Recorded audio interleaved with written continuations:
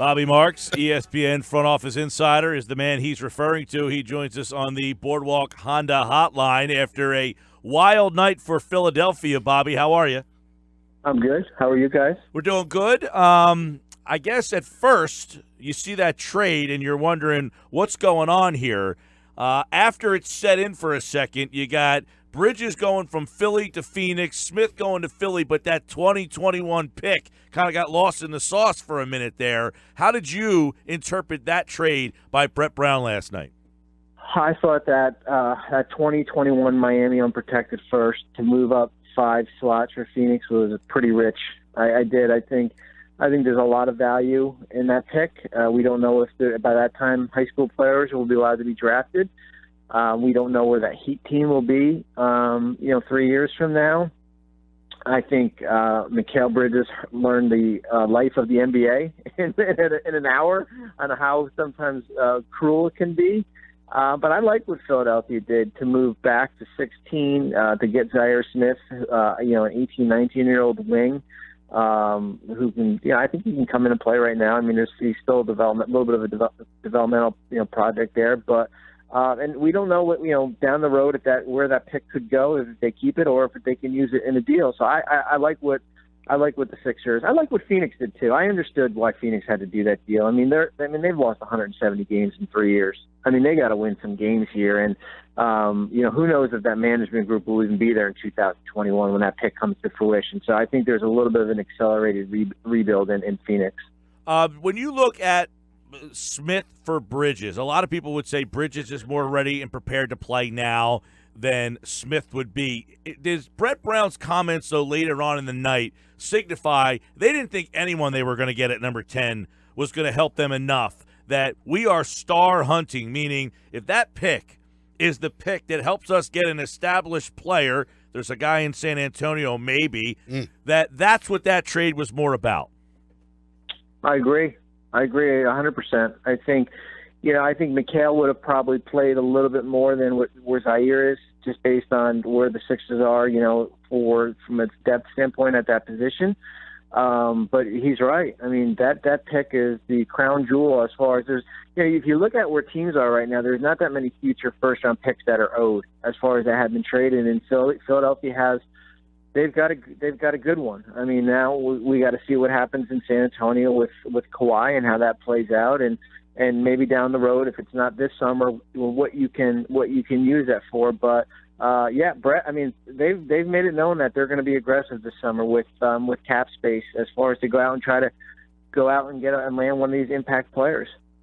Bobby, the narrative was, at least from Brett last night, that they were okay with Bridges and set to keep him until that unprotected 2021 pick came on the table. Then it was like a deal they couldn't pass up and a deal couldn't refuse. Buying that narrative as well? Yeah, I am. I think in talking with Phoenix, and we had Ryan McDonough on our show on Monday, he was pretty aggressive, saying that they would move up. I thought it would be more for a point guard, that Ryan would try to move that Miami pick into the top 10 or right around 11 to grab a point guard. They wound up grabbing one in the second round. But yeah, I wasn't surprised that Ryan moved up that 5 slots to do it. I think a lot of it has to do with when you go about doing those type of deals, if that player is there, then you can kind of zero in on, and Philadelphia, I think if Bridges was, if they never got a call, they would have been happy with keeping with Mikal, but they did get a call, and I think it is hard to pass when that pick is involved. As a former front office executive, what was your take on the job that Brett Brown did playing that role of front office executive or playing the role of GM? Because even Mike and I talked about some of the calculated statements, like he compares Zaire Smith to Kawhi Leonard. Like, are you listening, RC? Like, I mean, it seems like there's a lot of layers to that. Yeah, there is. I thought they did a really good job. We've talked about this, where they were a few weeks ago with the whole Brian Colangelo situation, and kind of know where they are, and they've got a clear path. I don't, Woj has talked about it. I don't think they're in a rush to fill that GM role. I think they will proceed into free agency, probably as Brett as the pitch man. Certainly with the support of ownership, and as when I talked about Philly last night on the show, we went through LeBron and basically how to clear some room, and I laid it out for it. It's here's your selling point. You got your three main key guys in Sarge and Embiid and Simmons, and then you've got your coach, and then you've got all these assets to either keep or trade to get better. And I think that that Brett will be the pitch guy when we get into July 1. But I liked what that whole group did. We're talking with Bobby Marks, front office insider, ESPN.com, was part of the ESPN NBA draft coverage last night. Now, you really mapped out 4 ways that the Sixers could be in play for LeBron James. Can you kind of map those out, and did any of them change after last night? I don't think so. I mean, I think he's got 4 different things that he can do. I mean, he can June 29th will dictate a lot of different things here. I think if he can opt into his contract, he's got a $36 million player option. He can, if he opts in, is there the Chris Paul, as I said, the Chris Paul option. We saw Paul get traded last year to Houston in that deal. I think if he opts out, guys, I think it really shrinks the pool of teams to really Cleveland, yourself, Philadelphia, and the Lakers, just based on, I don't see many other teams that have cap space that he would be interested. The sign and trade route is hard to do based on hard cap restrictions if you're a team like Houston. So those are the decisions that he's going to have to look at coming up in the next. I think his option date is June 29th. Right. Now, I saw you mention something before regarding Chris Paul. Now, were you saying that if Chris Paul opts into his deal with Houston, that essentially eliminates them? No, the Chris Paul option was what Chris did last year with the Clippers, where he had a player option for the following year. He opted into his contract. The Rockets were not able. Yeah, they weren't going to be able to sign him as a free agent because they didn't have cap space. He decided to opt in, and then basically forced the trade that the Clippers wound up getting some players back there, and that would be that you have to know what team you're eventually going to go to. But Philly doesn't need to do that because they'll have the cap space to go out and sign him outright if that's the direction they want to go. And Bobby, you also mentioned one of your things on the board there, I believe, was the money that they saved or the opening that they got in cap space by going from 11 to 16. You're right. They saved about $1 million by falling back 5 spots. You could have, you could create it a lot of different ways. The Jared Bayless contract would have to be a contract to get to that $35 million number. They've got assets to attach to it. We saw last year Jamal Crawford got traded from the Clippers to the Hawks, and he had $17 million owed, and it cost them the 30th pick in the draft. So I wouldn't be concerned about trying to find a home for that Bayless contract, but that's the number to get to is 35, and Bayless is the number. Yeah, that's a situation where I guess it's very minor, but is that something they're thinking about when that trade is offered to them last night? That, hey, not only are we getting this pick, we're getting about $1 million of cap flexibility. I'm not sure that puts them over the top, but I guess everything was in play at that moment. Yeah, and I think that gave them some flexibility when it came to pick 26. To keep a player that is not I don't think is a draft and stash player, and that you can absorb that that $1.7 million cap hit with Landry there, and that gave you a little bit of a buffer. Yeah, I did see that you mentioned last night that at 26, the pick there might give you a little bit of insight on their plans, and that I guess you were a little surprised that they didn't go with the draft and stash player. Instead, they went with a college player there. How did that maybe affect something? Yeah, I don't think much. I think this draft it wasn't a dominated field of European players. I think we only had 2 in the top 30 go. So I don't think it changed my mind at all. Based on the savings that you had from 11 and 16 there. I think it was an option that if they stayed at 10 and Bridges was still there, that's certainly something to consider. Or if you wanted to try to attach that to Bayless to move, but I think they've got enough assets. Not the Miami pick, but they can always attach one of their own future picks to that contract if that's what they want to do. And what did you think, Bobby, of Landry Shamet? What was your interpretation of him, and what do you think he brings to the table? It's interesting. I mean, you got a lot of guards. You really do. I mean, with Ben and Fultz, TJ, you got Bayless, Shake Milton, who you drafted in the second round. Zaire is more of a wing, but it will be interesting where his role is going to be. But he's a big guard. I mean, he's got really good size. I thought maybe it was a little bit of a reach, but every team sees their board differently. Just because we have in the mock draft, him in the 40s or somewhere, that doesn't mean the Sixers see it that way. And he's a guy who played a couple years in college, and I think he's more of a little bit of a developmental project. I'd be surprised if you throw him out there right now. But yeah, I mean, it's hard to get big guards.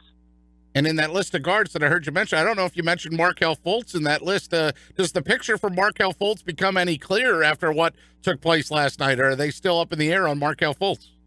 I think Markelle Fultz has to have a good summer. I think Markelle Fultz needs to play summer league and not 1 or 2 games. I think he needs to play the full amount of games. I think Markelle Fultz needs to keep on developing. And what you learn is that, and I always tell this to rookies when they get drafted, is that eventually this you have the flexibility of a 4-year contract, but eventually what happens is that there's going to be players next year that will want your job, and you're seeing that. Markelle Fultz was the flavor of the month last year. When he got picked number 1. But now Markelle Fultz is, he's got some competition coming in here, and these guys don't care. So I think it's a critical summer for Markelle, to prove why they went out and got him number 1. Bobby Marks is with us here on the Boardwalk Honda Hotline. Can you kind of explain and describe to our listeners what happened with Bridges last night, where he's drafted? He's in the interview room and doesn't know that he's traded, yet the media does know, yet nobody really wanted to let him know, so they continued to ask him questions. I know that you weren't in there, but are you familiar with when these trades go down? It is kind of a bizarre situation with the way the NBA does it. I mean, you got a guy on the set last night wearing a Hornets hat, basically being told that he's not a player on the Hornets. You got the Sixers situation. So can you give a little insight on how that all happens? Yeah, it is bizarre. I don't know how you fix it unless, the league is so careful not to report, the commissioner doesn't come out and report a trade unless really the trade conference call happens and it's finalized. I don't know if there's a way we can go about doing it if the team, as long as the teams agree to it, that, you can announce it to the public, and we don't get in an uncomfortable position like we did last night. And I felt terrible for his mom. I mean, you thought that, here's a, takeaway that she works for the team, but it's somebody who was raised in that area, who thought he was playing in that area. And I think he'll do well in Phoenix, but it just puts you in a really, an uncomfortable spot. But we see it a lot. We see it basically every year. It's somebody different, but this one was a little bit different just based on the circumstances. Yeah, it certainly was, and they're obviously sitting up. He's sitting up there. The media is asking him what it's like to play in his hometown. In the same breath, they almost know that he's not playing there. That had to be a difficult situation for him. Now he moves on. Now you mentioned Ryan McDonough, who said that, I think he was on a station in Arizona basically saying that he felt like the Grinch last night, that I had to go take this kid from his hometown. But essentially it seemed like they were going to take Dante DiVincenzo at 16 when this deal just kind of materialized right before their eyes. Now the Sixers are saying that the Suns called them. Now the Suns are saying that the Sixers called them. Nobody wants to be the bad guy in this situation. But what seems more likely? I don't know, but I don't know if you guys read the report, but I think Atlanta made out the most because they were tipped off that that DiVincenzo was going to Milwaukee at 17, and they had a deal in the works to move up 2 spots to take him, or one spot to take him, and they were going to trade something pretty good, and I guess we tipped them off because of that came out early. So Who knows? I don't know who. I guess if I ask Ryan, he'll probably tell me one thing, and if I ask Ned Cohen and the Sixers, they'll probably tell me something. So I don't know who was right and who was wrong on that. In the end, you said you think both sides pretty much made out in the deal, but Philadelphia's message is certainly that the draft for us is more about finding the star. So in the end of the day for Philadelphia, they end up with that 2021 pick. They've got Zaire Smith. Do you like the way they look today? Are you comfortable with them going into free agency now to make their pitches, to be able to make calls? Do you feel that they have a strengthened resume for free agency and any trades? I do. I don't know if you go into free agency and you're pitching the 10th pick in the draft. I don't know if that's part of your pitch game there. So I think it gives you just so many different options. And I mean, it's still a team that, lost in the second round. It's not a team that was coming off, a 30-win team. So there's a lot to sell. There's a lot of flexibility that, we've talked about. You've got basically a 2-year window to use this cap space to go out and do it. I would just be concerned, and I know they know this, that if you don't go out and get a main guy in free agency, to not go out and blow that cap space on players for 2 years, and I think they won't. I think they were pretty cautious this past summer with how they did Reddick and Amir Johnson, and I think if they miss out, you're going to see probably the same way to go. Yeah, Bobby, that's darn near exactly what I was going to ask you. If they don't get those big names, LeBron or Kawhi, what are their other realistic options to improve the team in the offseason? And if that's the case, if they don't get one of those guys, were those trades I don't want to say would it backfire on them, but would you look at them differently? No, I wouldn't. I wouldn't. I mean, I think they're, if they miss out and let's say everybody returns home, LeBron, Paul George, we don't know with Kawhi yet. I think that they are a destination for guys that, this is not a good market this summer for free agents. And I think you will see guys willing to take 1-year contracts and go out on free agency in 2019 because it begins to reset a little bit here. And the majority of teams have the $8 million, mid-level exception where, Philadelphia has, $25 to $30 million cap space to go out and sign 3 guys to $10 million contracts if that's what they want to do, or sign one guy to an Avery Bradley type player to a 1-year, $15 million contract. I don't think he'll get much more. So I think it's, if you don't get one of those main guys, you kind of fold your cards and you kind of retreat and you stay patient, and maybe the next, maybe a deal comes about with Kawhi sometime this summer. Let's take a quick look at some of the other things. At number 10, when Michael Porter Jr. is on the board, did you think Philadelphia would be too tempted to pass him up? I didn't think he would be there. I didn't think Philly would take him at 10. I thought that too many red flags. Yeah, I think the more we learned about it, I thought on Sunday, Cleveland at 8 would have been his fallback option. As the days went on, as teams digested more of his medical information, that we went into Thursday afternoon that Denver at 14 was kind of the spot for him. I think if you look at the back, and there was a comfort level that teams are concerned, and when you are drafting in the lottery in the top 10, you cannot miss out on these type of players here. To have a guy with a risk already for Denver, I think you could take a flyer because they are a likely team that could be in the playoffs next year. Maybe this is the last time they are in the lottery. Porter Jr.'s got top 3 talent. If he's healthy, and I think they're going to be cautious with him, he will contribute a lot. But I just don't know when that's going to be. I don't know if it's going to be 2019 or 2020. It would be hard for me to say that next year Michael Porter is going to go out and play 60-plus games because I don't think that's going to be the case. Bobby Marks with us. 8-1, Bagley 2, Doncic gets picked 3. He gets traded. Jackson 4, Trae Young 5. He's part of that trade. Mo Bamba 6, Wendell Carter 7, Colin Sexton, and then Kevin Knox. In that area there, was there any surprises or anything that you thought stood out more so than something else? Well, I mean, I think with Atlanta and Dallas, moving from 3 to 5, Atlanta picks up future first from Dallas next year.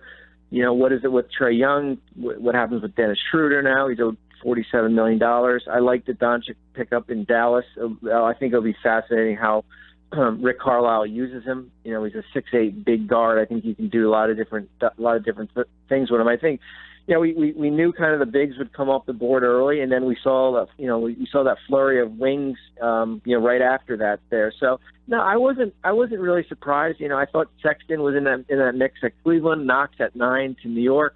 So no, nothing really stunned me out of that top 10 with these players. You said Knox to New York. Do you think the Sixers had their eyes on Knox and New York hijacked him like Mark Jackson told us earlier? No, I don't know. I mean, Knox had, he kind of flew up the board here. I mean, he's a big wing. He's 6'9", 6'10". He's a teenager, so there's still a lot of development. I don't know if Philly would have taken him if he was there. You know, it would have been interesting. But yeah, I think he'll be good for New York. I mean, he's a guy that will play a lot, especially with Porzingis out for a little bit here. So yeah, I mean, I thought everything held the form in the top 10. Bobby, I saw this from Dick Weiss, the longtime basketball writer, last night. He said NBA scouts are becoming more and more enamored with wingspan. Do you agree? I do agree.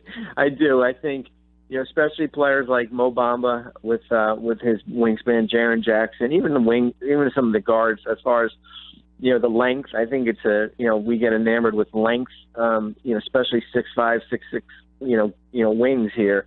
So yeah, I mean, I think it's part of it. I don't know if you can kind of put all your eggs in the basket just based on wingspan. Bobby Marks, at Bobby Marks 42. He's here on the Boardwalk Honda Hotline. The Sixers make a deal last night. They send Bridges to Phoenix. They get back Smith, but they 2021 pick. And that draft is going to be the interesting one where the high school players could be involved. And I guess if you're in the front office, that adds, 8 to 10 potential players in that draft that could really make being a lottery team push guys down. It just could be one of those big drafts. It could be a huge chip for the Sixers. So we'll see what happens with that pick potentially this offseason or somewhere. It's almost like the Michael Carter-Williams trade. Like you waited 3 years for that pick, and it happened last night, and they got rid of it already. No, you're right, and we don't know where Miami will be in 3 years from now. We don't know. It's hard to project where that roster will go. Most of those players will probably not even be on a Heat roster by then. So, will they be rebuilding? Is there another big deal for them out there, and maybe another big free agent they can try to regroup? But for now, they're a team that's over the cap for the foreseeable future. Bobby, we appreciate all your work and your time, pal. Thanks so much. Okay, you're welcome.